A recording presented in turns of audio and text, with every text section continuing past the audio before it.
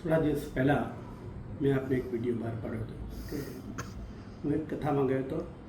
વક્તા સામાન્ય હતા પણ વૈચારિક હતા. એણે બહુ સરસ વાત કરી. મારો સ્વભાવ છે, હું કોઈ પણ કથામાં જાઉં તો લગભગ કથા થોડી વાર સાંભળું પછી બોલવાનું હોય તો 2 શબ્દ બોલું.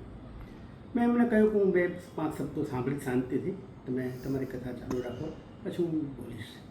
એને જે ગયા વખતે કહ્યું હતું, મેં આપને કહ્યું હતું કે બીજાએ કરેલું અપમાન કોઈ દિવસ કોઈને પણ કહેવું નહીં. આ વાત એમને હનુમાનજી દ્વારા કહી હતી.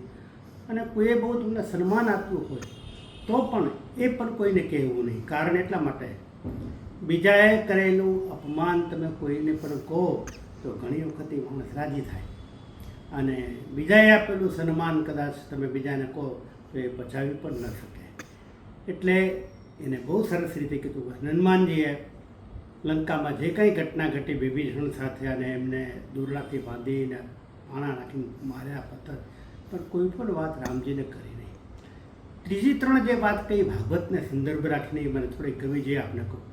એને એમ કહ્યું કે ભાઈ, પરીક્ષિતને ભૂખ લાગી અને એક આશ્રમમાં ગયા અને ઋષિએ એમને આદર સત્કાર ન આપ્યો. મરેલો સાપ એ ઋષિના ડોકમાં નાખ્યો, અને ઋષિએ સંતાન આવીને જોયું કે મારા પિતાના ગળામાં કોઈ સાપ નાખ્યો છે. એને શ્રાપ આપ્યો કે જેને મારા પિતાના ગળામાં સાપ નાખ્યો હશે એ માણસને 7મે દિવસે તક્ષક નાગ કરશે.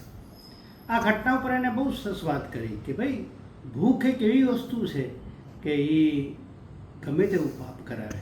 મહારાજા પરીક્ષિત જેવા પરીક્ષિતને પણ ભૂખ લાગી હતી, અને એને એમ થયું કે મને એ રોટલો મળશે. એ આશાએ આશ્રમમાં ગયેલા, પણ ભૂખ કેવું મોટું પાપ કરાવે. ફરી એને બહુ સરસ કીધું, તમારા ઘરના આંગણે કોઈ ભિખારી નથી આવતો, એની ભૂખ મટાવવા માટે થઈને ઈશ્વર તમને કોઈ મોકલે છે. નવું પુણ્ય ઉત્પન્ન કરવા માટે તો આપે જ છે, પણ તમારા ઘરમાં રહેલું પાપ છે એ પાપને લેવા માટે પણ આવે. આવી એક વાત એને કરી. બીજી એક વાત એ કરી કે અનર્થથી પ્રાપ્ત કરેલી સંપત્તિ 16 વખત મથુરા ઉપર ચડાઈ કરીને જરાસંઘ જે સંપત્તિ મેળવી હતી, એ સંપત્તિ પાંડવોએ અશ્વમેઘ રાજસુ યજ્ઞ કર્યો, અને એ સંપત્તિ ત્યાંથી ત્યાં આવી ભીમ અને ભગવાન કૃષ્ણ લઈ આવ્યા. અને એમાં જે મુગટ હતો એ મુગટ મહારાજ પરીક્ષિતે પહેર્યો, એમાં કલીએ પ્રવેશ કર્યો અને આ ઘટના ઘટી. આ 2 વાત. અને ત્રીજી એક વાત એ કરી કે દેવકીના લગ્ન થતા હતા. દેવકીજી રાજકુમારી હતા, વસુદેવ રાજકુમાર હતા. દેવકીને અંશ ખૂબ પ્રેમ કરતા હતા, કેમ કે એ કાકાની દીકરી હતી, એમને પોતાને બેન નથી, એટલે ખૂબ પ્રેમ રાખતા હતા અને બહુ લાડકીથી જ લગ્ન કર્યા. અને એના પિતા ઉગ્રસેનને એમ કીધું કે હું મારી બેનને હું સોનાના રથમાં બેસાડીને હું મૂકવા માટે જઈશ. અને આપણને એની ઘટના ખબર છે કે જ્યારે એ રથમાં બેસાડીને મૂકવા માટે જાય છે ત્યારે આકાશવાણી થાય છે કે તું જેને મૂકવા જાય છે એનું 8મું સંતાન તારો કાળ છે. એને બહુ સરસ વાત કરી વક્તાએ કે દેવકી અને વસુદેવને મૂકવા માટે થઈને કંસ જતો હતો, અને આકાશવાણી થઈ કે આનું 8મું સંતાન તારો કાળ બનશે. આકાશવાણી ન થઈ હોત તો શું ફેર પડે? પણ એને બહુ સરસ કીધી, કોઈ પણ વ્યક્તિ સાથે તમે બહુ અત્યંત અંગત રીતે સ્નેહ કરતા હો, પ્રેમ રાખતા હો, એ પ્રેમ કોઈ દિવસ કોઈને પણ કહેવો નહીં. કારણ એટલા માટે ઘણી વખત ઘણો હેત કોઈ સામાન્ય માણસ નહીં, પણ પ્રેમ વ્યક્તિ સામાન્ય નહીં એવો પણ સહન ન કરી શકે. અને એને એ વાતથી બહુ સરસ જવાબ આપ્યો કે દેવોને દેવકી અને કંસનો જે પ્રેમ હતો એ ભાઈ બહેનનો પ્રેમ સહન ન કરી શક્યા, પણ પ્રેમ એટલો પવિત્ર હતો કે પ્રત્યક્ષ અનુભવી ન શક્યા. એટલે આકાશવાણીના રૂપમાં એમને જાહેરાત કરી કે તું જેને મૂકવા જાય છે એનું 8મું સંતાન તારો કાળ બનશે. એને બહુ સરસ કીધું કે આકાશવાણી ન થઈ હોત તો. આ 3 વાત મને એટલા માટે ગમી કે જો પરીક્ષિતને ભૂખ ન લાગી હોત તો ભાગવત જ પેદા ન થાય. અનર્થથી પ્રાપ્ત કરેલી સંપત્તિ 3જી પેઢી પરીક્ષિતને પણ જો દૂષિત કરતી હોય તો સાહેબ આપણું શું? અને ત્રીજી વસ્તુ, કોઈ પણ વ્યક્તિ સાથે તમારો ગમે તેવો પ્રેમ, લાગણી, મમતા હોય, તમે એને હેતથી મદદ કરતા હો તો એ કોઈને પણ કહેવું નહીં. કારણ આ જગતનો નિયમ છે, આ વસ્તુ જગત નથી સહન કરી શકતી.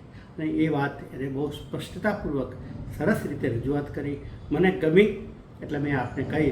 અને હવે પછી એને જે છેલ્લે 3 વાત બીજી કરી એ વાત હું આપને આવતા વિડીયોમાં કહીશ. વક્તા હતા સામાન્ય, પણ ચિંતન કરનારા વક્તા હતા. અને ફરી યાદ કરીને કહું, અનર્થથી પ્રાપ્ત કરેલી સંપત્તિ પરીક્ષિતને પણ જો પછી નહીં, ભૂખ લાગી ત્યારે ન કરવાનું કામ પણ તે કરી શક્યા. અને છેલ્લે કોઈના ઉપર પણ પ્રેમ હોય તો એ પ્રેમ કોઈ દિવસ કોઈને કહેવો નહીં અને કોઈની પાસે વ્યક્ત કરવો નહીં.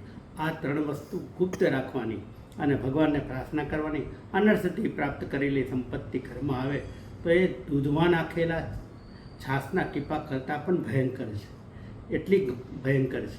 એ પ્રમાણ કળિયુગેમાં એમના મસ્તિષ્કમાં ફેર પડ્યો ને પ્રવેશ કર્યો અને ઋષિનું અપમાન કર્યું ને ભાગવત ઊભું થયું.